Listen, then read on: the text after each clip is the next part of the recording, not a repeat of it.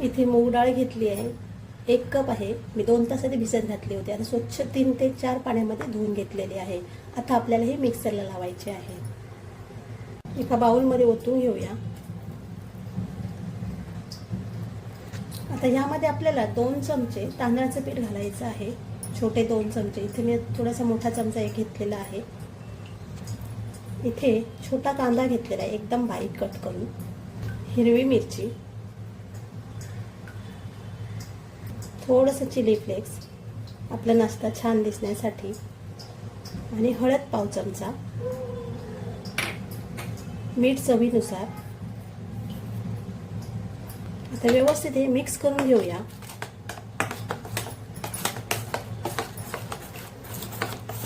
इथे व्यवस्थित मिश्रण झालेलं आहे. आता आपण पुढची प्रोसेस पाहूया.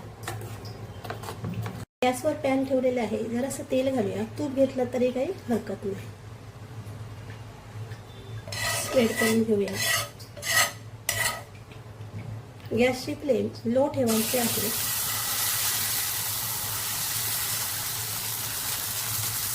दोन मिनिटं झाकण लावून ठेवूया. 2 मिनिटानंतर आपण यावर पनीर किसून घालूया.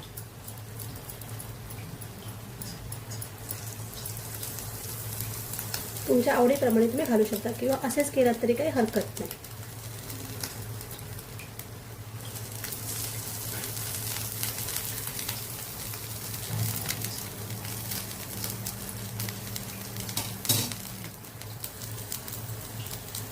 वरून थोडासा बटर घालूया.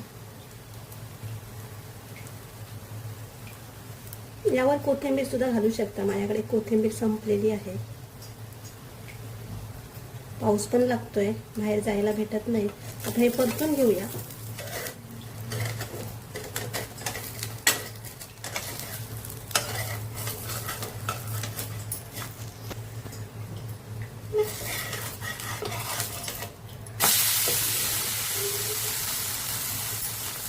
लो फ्लेमवर 2 ते 3 मिनिटं झालेली आहेत. आता आपण हे नाश्ता काढून घेऊया.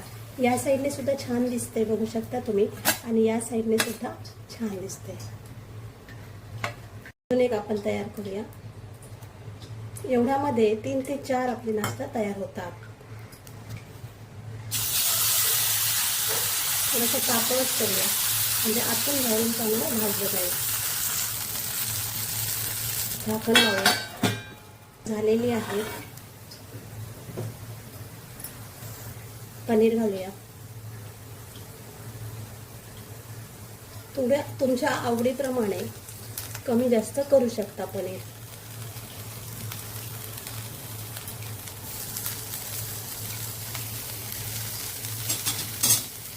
ही जरा वेगळी पद्धत. आपण यावर परत हे बॅटर घालूया. आतून पनीरची छान टेस्ट लागते. या पद्धतीने सुद्धा तुम्ही करू शकता. 2 मिनिटं झाकण लावून ठेवूया.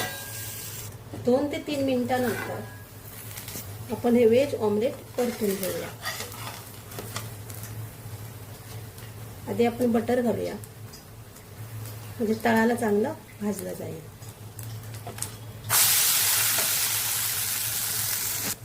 वरून जरासं तेल टाकूया, आतमध्ये चांगलं भाजलं जाईल. थोडंसं टाकायचं आपल्याला, आणि साईडने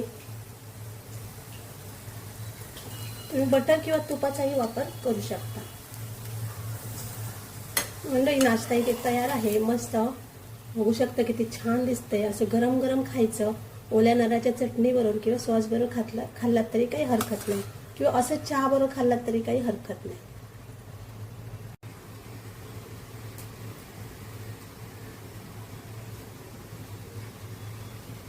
किती कुरकुरीत नाश्ता आपला तयार आहे, बघू शकता तुम्ही. या पद्धतीने एकदा नक्की ट्राय करा, तुम्हाला नक्कीच आवडणार. आणि ही रेसिपी आवडल्यास लाईक करा, शेअर करा. चॅनल नवीन असाल तर सबस्क्राईब करून बाजूला बेल आयकॉन क्लिक करा. आता आपण भेटूया अशाच एका नवीन रेसिपी सोबत. धन्यवाद.